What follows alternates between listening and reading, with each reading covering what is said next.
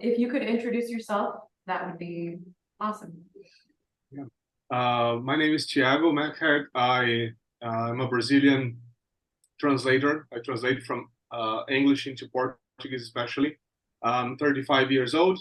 I've been married for 16 years, and I've got three kids, three small kids, 5, 2, and 10 months old.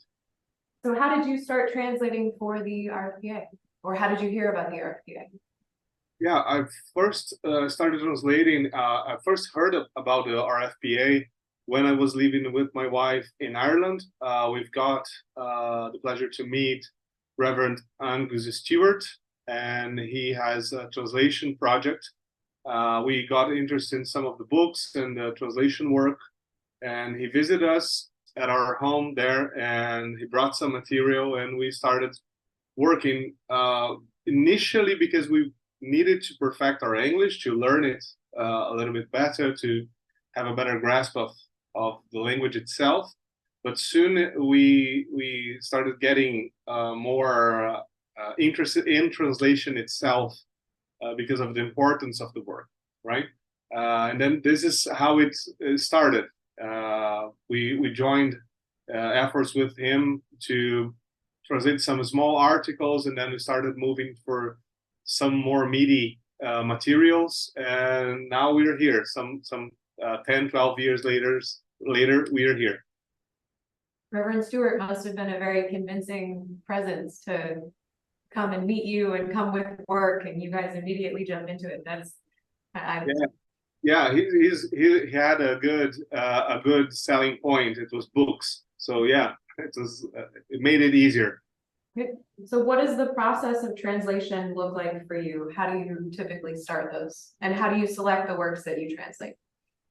At the beginning, when we were doing more of a kind of a personal project, we would just try and take a look at materials that were subjects that we perceived as needed in our home language and in our home country and in Portuguese. And then we would select pieces that we would be able to translate properly, right? There are some more difficult materials, some more easier, and then we would kind of select through some of these criteria. But nowadays, because we work with, I especially, my wife sometimes translates some kind of material as well, especially for kids and education.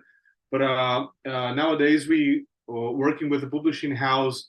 It's a bit different because there is other concerns to be taken into consideration. So we try and get books that we know are important, books we believe are important, even if not perceived as so right now, or classics that should have been translated already but are not yet available in our own language. So this is more more professional way of handling this, and this is where we are at right now. But the process of translation, it's I don't know, sometimes when we talk to people, for some people at least, it sounds like it's a very linear process. So you have a word and you have a correspondent word in another language, and you're just going to do that, that passage. But it really doesn't look like, it's not that clean, it's not that linear. It's way messier. It's way more complicated. You want to get the nuance. You want to respect the author's style. There's a lot there. And as a famous writer in Brazil says, there are no actual synonyms. There are not words like each other. So when you're going through this process, you have to remember that every translation is some kind of interpretation. So you have to be able to understand the work properly. So it's very messy sometimes. Sometimes you have to leave a sentence beside and go on, and then you come back and perfect that a little bit later. And so yeah, you have that. And of course, later you have proofreading, sometimes technical proofreading to make sure, because sometimes a pair of fresh eyes are very important to get like typos or actual mistakes in translation, which are maybe the main problem within a translation. So yeah, this is usually how it works. So when you get a work to be translated, usually I would do a course, a fast reading, kind of a evaluational reading of the book to have an idea of the style, of the contents, the kind of language, the technical terms that are going to be present there. And then we're going to take that text. And usually the best way is if you have the text in a format that you can edit it. So you can break it in parts and translate by parts and reveal it. But sometimes you have old books and you have to have the book itself open beside your computer screen, and then you do the work like staring at both places. This is usually way harder because it's easier to jump some chunks of text that you shouldn't, and things like that. We don't use machine learning. We don't use machine translations.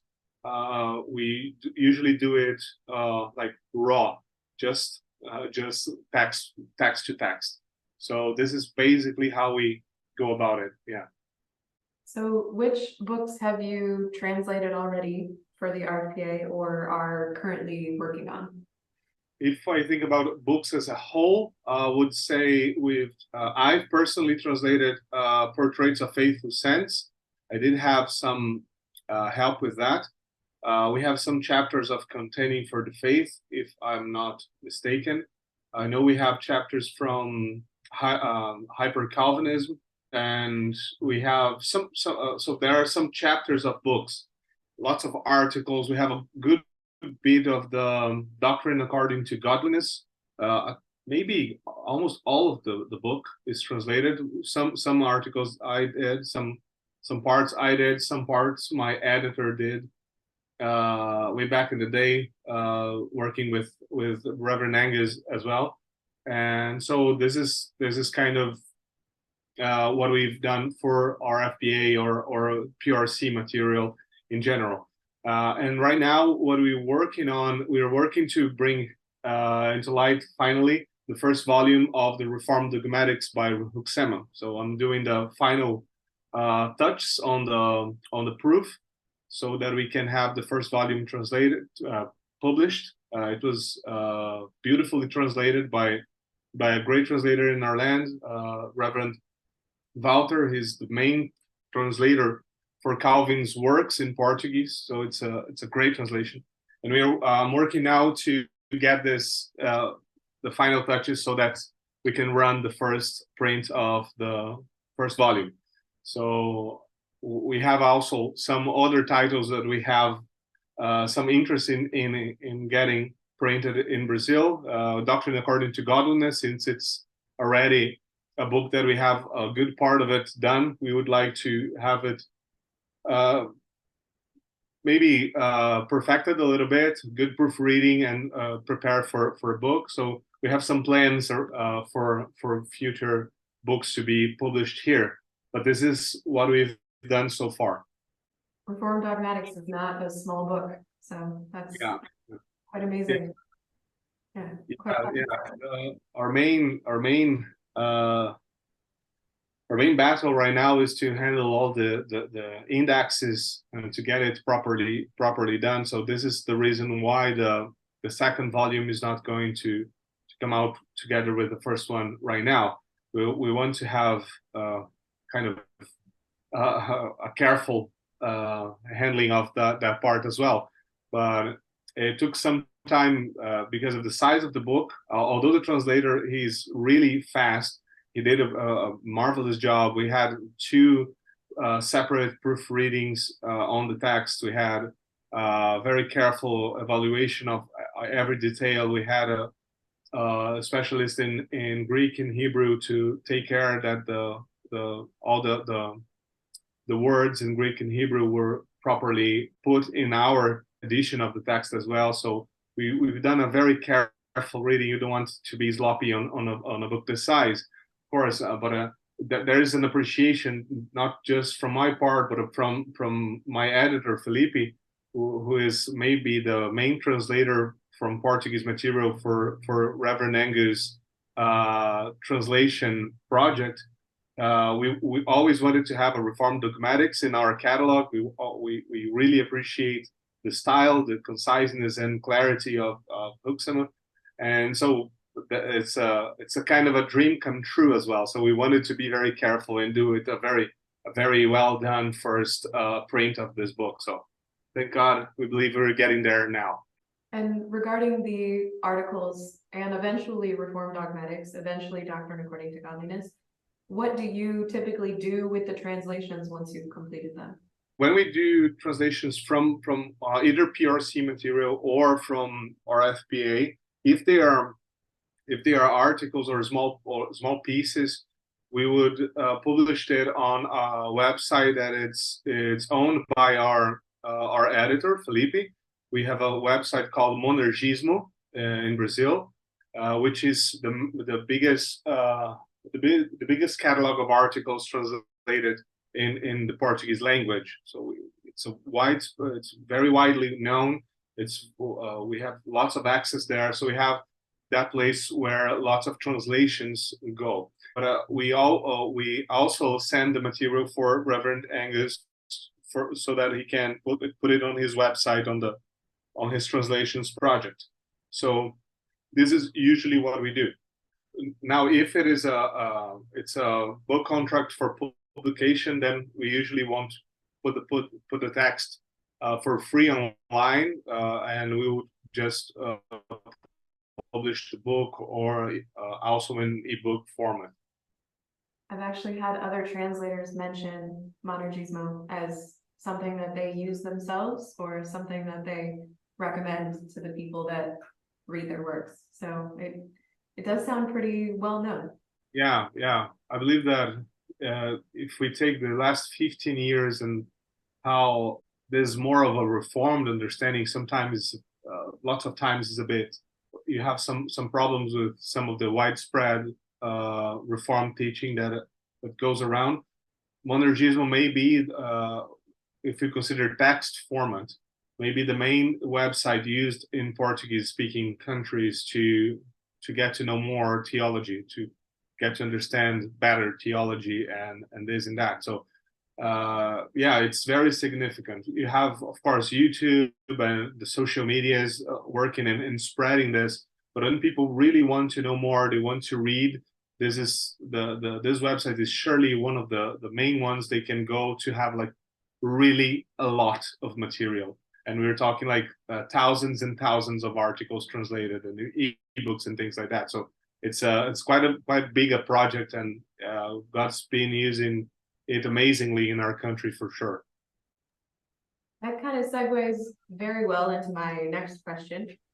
So what can you tell me about the spread of the Reformed gospel in Brazil and in Portuguese in general?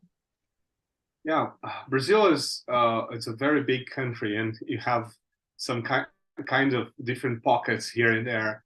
I live in the south of Brazil. This is a place where Reformed churches, if you're talking generally, if you're talking general Presbyterian churches and things like that, there are fewer of them. It's rare, and sometimes the few that there are, they are not very good. Sometimes they're quite far from their own confessions and statements of faith and things like that. So in the south, it's a bit different. If you have northeastern Brazil, it's a very different picture. You have lots of churches. You have people more concerned with confessionalism and things like that. Even though they may have different confessions and different stances on some topics, it's more present, surely.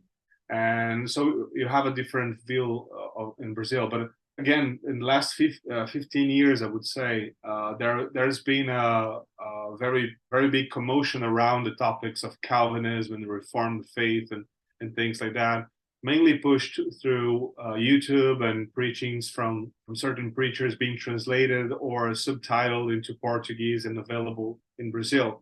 So this has brought about lots of changes, lots of challenges to those churches that would call themselves Reformed Presbyterian. Lots of new churches have surged as well, quite a variety of them, to be very honest.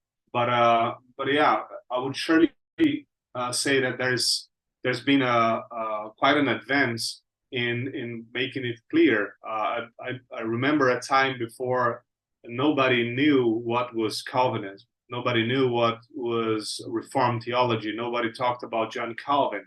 And I remember the time when publishing Reformed publishing houses were basically non-considered in the market, and this picture has changed dramatically in this last 10 years for sure. So it's a very different scenario right now, and it's a blessing for sure. It's a blessing. It's more open to exposure. It's more open to sound preaching. It's more open to debate and conversation over errors, problems within the churches and things like that. More open to book material and good works to be published, and so people can know better and learn about the Reformed faith. So yeah, it's sometimes it looks like a mixed blessing, kind of a mixed bag of things, but it surely has been a blessing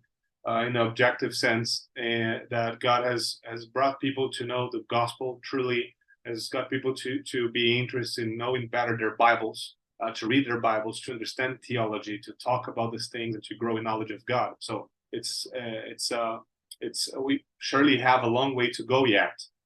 We surely have a lot to learn, and Brazil doesn't have a deep tradition, doesn't have a long historical tradition in the Reformed faith. The kind of Presbyterianism that came to our land, the congregational tradition that came to our land was not very solid sometimes. So we don't have lots of roots. And this is one of the things that we know we need to get here. With families long-standing in the faith, generation after generation, with churches being solid and faithful for years and generations, and kind of creating that strong foot in the land. We don't have that yet, and this is we hope what we are going to build for the next years. Well, mixed blessing sounds right, but it also sounds very encouraging. You have this broad vision, wide-ranging vision, what it might be, and I don't know, that just sounds very positive, I think. And yeah. I would say so. It's peculiar. Our scenario is peculiar because again, we don't have that history of Reformed faith, of Reformed churches, of Reformed presence, and now it's more clear. Again, it's insipid yet. It's like a baby, an infant doesn't know very well what it's doing. Sometimes it's going to put its finger in the socket. Shouldn't do that. But you need to. What we're hoping is that God will keep giving us growth and bringing us to maturity. That's the ideal for sure. As you work on moving towards that vision, you in particular, and then your community at large, how can Reformed believers and the RFPA support you in that, in moving forward with your translations and just in general as Brazil grows? Yeah. Keeping the good work of publication of good books is a very important way to help for sure. Making it available, accessible, so that we can bring that into our country. This is a very good thing. One of the things that is hard in our scenario is it's a kind of a cultural problem in Brazil. Is people are not very interested in books naturally. It's not a thing that's common to our country. So when we compare, for example, the publishing market in America and in Brazil, things are very, very, very different. So one of the difficulties we face, for example, in the publishing market is to get people interested in the books. It's not that easy. They're not buying books for no reason. So you kind of have to create the demand. You have to put the books out there. And because sometimes you have a lot of accessible, easy books and sometimes bad books available at a cheap price. So this becomes a challenge for those people that have no better understanding. so you have an idea, we don't have Calvin's works in Portuguese yet completely. It's one of our challenges. We do have in our own publishing house, because the translator for Calvin's works works with us. We have some, I don't know, maybe 20 of his works sitting in our desks, because we don't have the means to put them out. We've been putting them out slowly as well as we can, and good publications, nice, good-looking publications. But people don't have that interest for no reason. They need to be brought to consider that and to see that. And sometimes this is it's hard for us. So we also have a hard time having good translators to work. Sometimes, and now with technology and artificial intelligence and Google and things like that, sometimes people think that they are very much able to translate when they are actually not. This is we've faced this problem many times. Me as sometimes proofreading some material, which the material was basically unusable. There are problems like that. So translator needs to have ability first in his own language. If he doesn't know his own language very well, that's not going to be good for his work. So getting support for people, it's a way for sure. You can surely, I would probably argue that's a way to consider as a mission field, to have to support and have people support translation work, publication work in other languages. The English language is very rich in theology, very rich in classic books and good books, lots of publications. We don't have even Calvin in our language, so you would surely know that other works like Ursina's commentary on the Heidelberg Catechism, we don't have it yet. There's a lot of classical material that would surely need a lot of investment, a lot of support to be published in our land. So I would surely urge people to consider that, to support the work in such a way. Surely that is a kind of more material way. We can also pray for the work in Brazil, pray for the widespread of good books, of good theology, of good preaching and sound preaching, because this is a way to support the work. And yeah, I would say those two things are the more objective ways to help and to support the work of translation, especially of Reformed material into Brazil and Portuguese-speaking languages.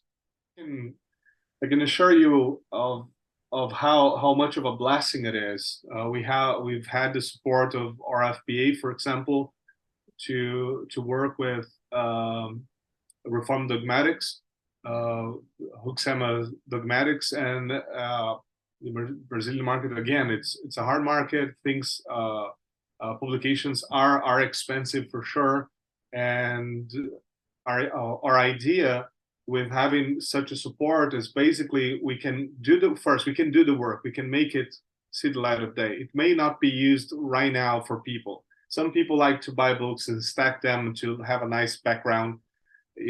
I may be at fault there, but you have having people buy this is of course it's good, but one of the things that we can do when we have support is to make it available at a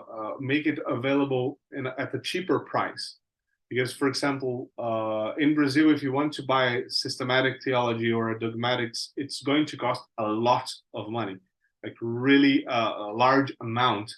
And when we have such a support and people want to work to that end, we can break a little bit of that problem, and make it more available, especially for seminarians, for pastors, for people really interested in theology, people that are going to have objective interest in that book.